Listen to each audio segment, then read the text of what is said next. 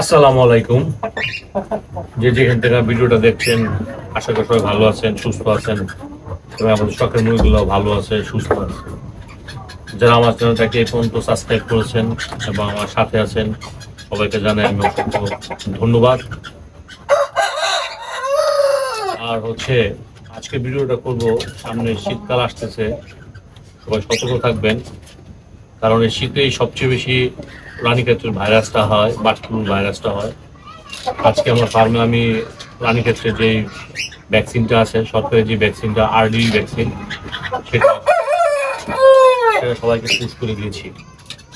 তো এই জন্য ভিডিওটা করার উদ্দেশ্য, সবাই যার যার মুরগি আছে সব করে পালন করেন, একটা দুইটা চারটা যে যতটাই পালেন, সবাই সতর্ক থেকে সবাই সব মুরগি ভ্যাকসিন করে দিবেন। আর কিছুদিন আগে আমার একটা মরক ছিল, ওটা প্রচন্ড অসুস্থ হয়ে গেছিল। তো ওটারে সুস্থ করতে কি ওষুধ ব্যবহার করছি, আজকে আমি ওই ওষুধগুলাই আপনার সাথে শেয়ার করার জন্য ভিডিওটা করতেছি। সবাই ভিডিওটা মনোযোগ সহকারে শেষ পর্যন্ত দেখেন, অবশ্যই শিখতে পারবেন। মোটটা দেখাতে পারতেছি না, শুধু একমাত্র ইউটিউবে অনেকগুলা গাইডলাইন আছে, সেই জন্য দেখাতে পারতেছি। যদি কেউ দেখতে ফেসবুক একটা আইডিয়া আছে, ওইখানে আমার ফার্মে সকল মোরগ মুরগি আমি কখন কি হয় আপডেট দিই। আমার মুরগিটা প্রথমে ইঁদুরের যে পায়খানা ছিল ওগুলা খায়, খাওয়ার পরেই অসুস্থতা হয়, একদম সবুজ চুনা পায়খানা করে, রানীক্ষেত্র লক্ষণ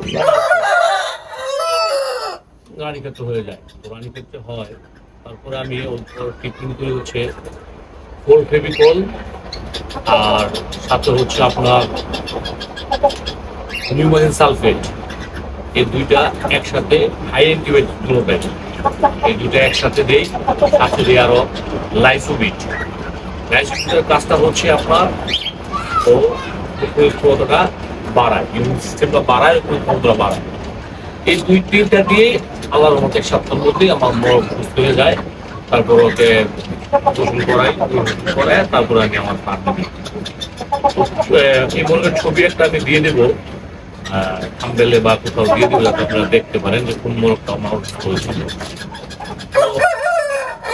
সবাইকে আমি একটা জিনিসই বারবার বলি, মোরগ মুরগি অসুস্থ হয়ে গেলে ওরা খাওয়া বাদ দিয়ে দিবে, খাওয়া দাওয়া বন্ধ করে দিবে।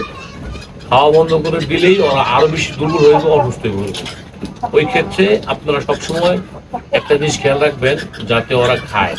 নিজে না খেলেও আপনারা একটু জোর করে ওকে ধরে খাওয়াবেন। আপনারা হয়তো আটা বানিয়ে খাওয়াতে পারবেন, যেভাবে হোক খাওয়ানোর চেষ্টা করবেন। খাওয়ানোর চেষ্টাটা করলেই দেখবেন, যদি খায় তো আস্তে আস্তে ওরা রিকভারি হবে। আর ওষুধটা আপনারা যখন খুব বেশি অসুস্থ হইব তখন 6 ঘন্টা পর দিবেন, 6 ঘন্টা পর ওষুধ চেঞ্জ করে দিবেন। আর সেই জিনিসটা খাওয়া দেওয়ার চেষ্টা করবেন। তারপর যখন আস্তে সুস্থ হইব, আস্তে 8 ঘন্টা পরই দিবেন। তো ভিডিওটা আজকে এই পর্যন্তই।